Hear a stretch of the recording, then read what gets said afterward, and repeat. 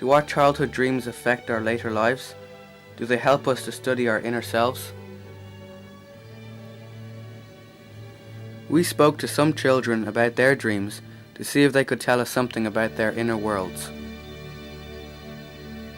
To Daisy and Annalena. Annalena told us a dream she had about Rossi, her pony. He was cantering over a jump and he was cantering in the field, and we were just bringing him back when he went wild. Yeah, but he does, when I'm cantering around the field, he gets too wild and bucks me off. But it was when we were going back, he went.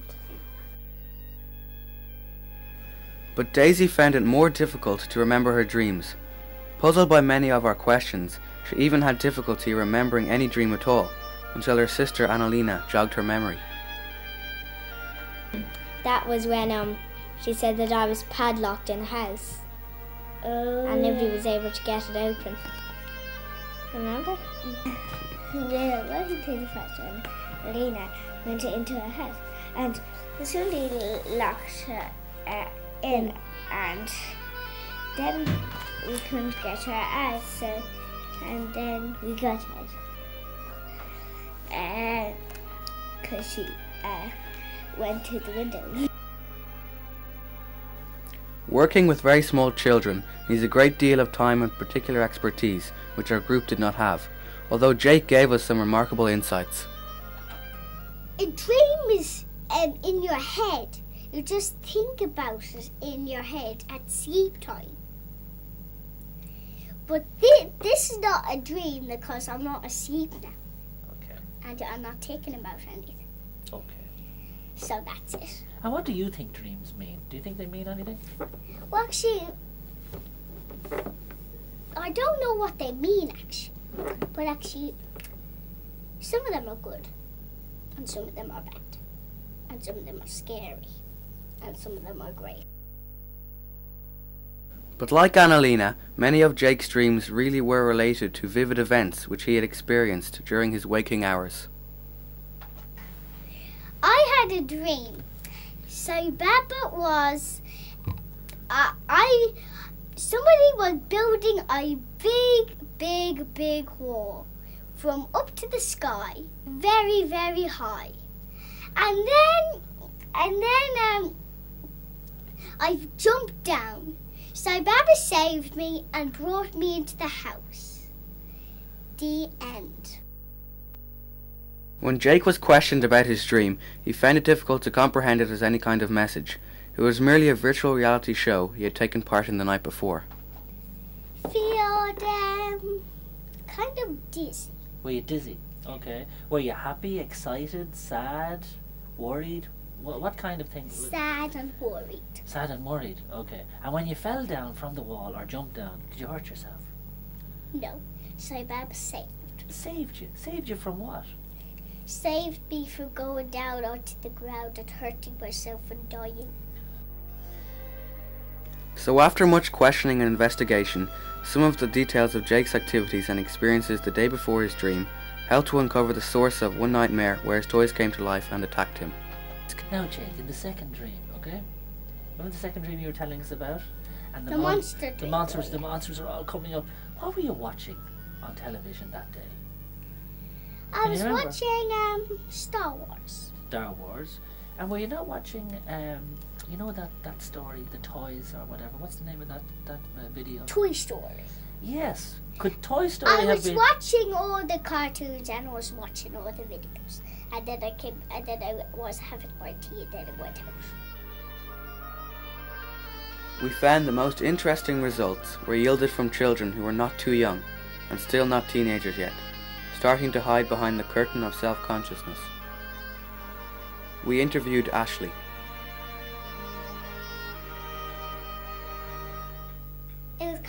It was a good dream, but it was frightening kind of, because I had gone up Mount Everest. Well, I was halfway up, and there was an avalanche, and I was covered by the avalanche, but then I was still alive, and I heard this like kind of thumping, and It was a dog, a Saint Bernard, and called Barry, and it dug away the snow and it saved me. Ashley had many colourful dreams, but she experienced something which we had not come across before with any of our other interviewees. She seemed to have serialised dreams that spread over several nights. Well, one night I had a dream and it went up to a point where I was up in a tree. And then the next night I was up in a tree again and I got down from the tree and I played. And then the next night I was still playing and then I went to bed.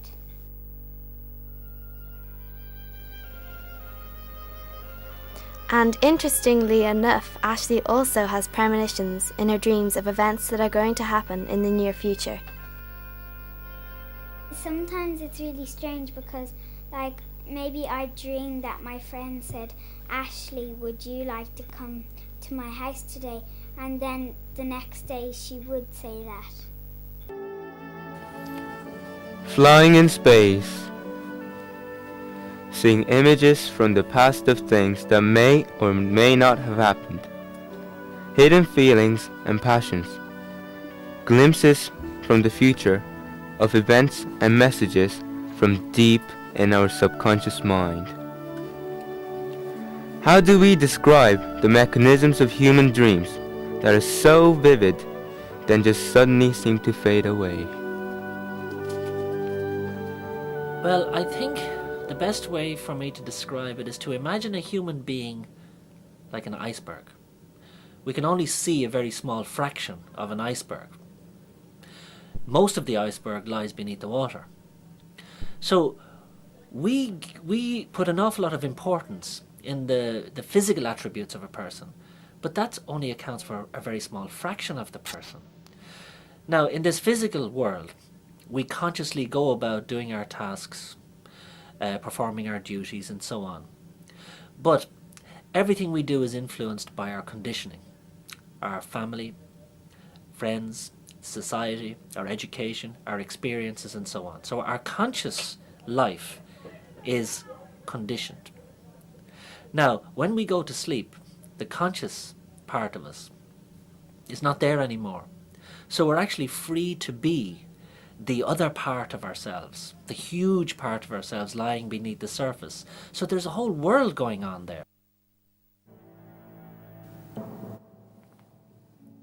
A whole world, maybe a whole universe, waiting for us to explore and discover. Although at first glance, this may seem a simple journey into a harmless land of images and feelings. When we look more closely, this journey is much more troublesome and dangerous, with considerable costs, and perhaps even rewards.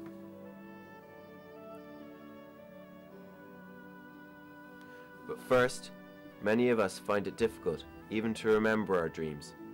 Vivid as they are, at the time, they soon disappear, even within seconds of waking. We asked Pauline Macy why it is that we find it so difficult to remember our dreams. People sometimes wonder why it is that they don't remember their dreams, or they want to remember their dreams, or that they only get one little glimpse. And I would say, well, just you have to be patient, and it's like a muscle which needs to be exercised. I think you get better at it, or it comes to you.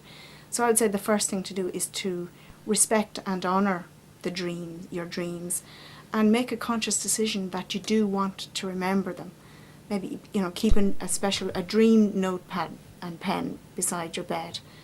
And I think that also don't jump out of bed. This is where alarm clocks are terrible things, and bells, because they snap you out of the unconscious. Whereas if you wake more naturally, I think the dream will stay with you. And just keep in your mind the key words or the key incidences before you get out of bed. Even say something to yourself about the dream. So if you can just stay for a few minutes before you get out of bed with whatever has been going on in the dream, and then write it down. And the other thing too is that sometimes if people are on medication or alcohol can interfere with remembering dreams. And then, of course, there's the whole area of interpretation, and as Zoe quite rightly said, it's all to do with how the person themselves sees the dream or feels the dream.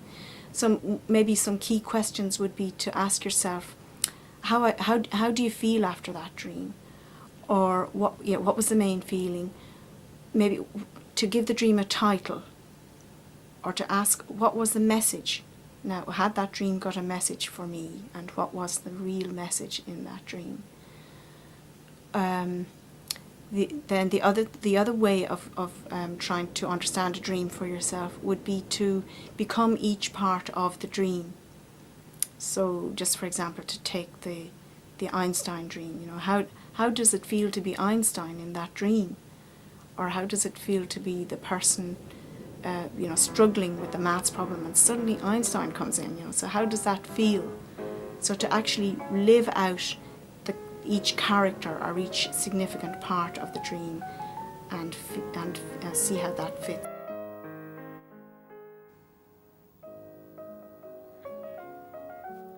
We have examined many different kinds of dreams. Like the music of our souls, dreams enrich and furnish our lives with the hidden treasures of our subconscious mind, or like the deepest parts of our physical universe. The universe of dreams is infinite and requires a lifetime of investigation. Understanding our dreams might be the key to understanding ourselves, or those hidden desires or fears which we are not conscious of during our waking hours, but nonetheless map out the path we must tread every day. Dreams cover a huge area of brain activity during sleep. Maybe, if we could understand this area of our latent being, we might one day find a pathway to our souls.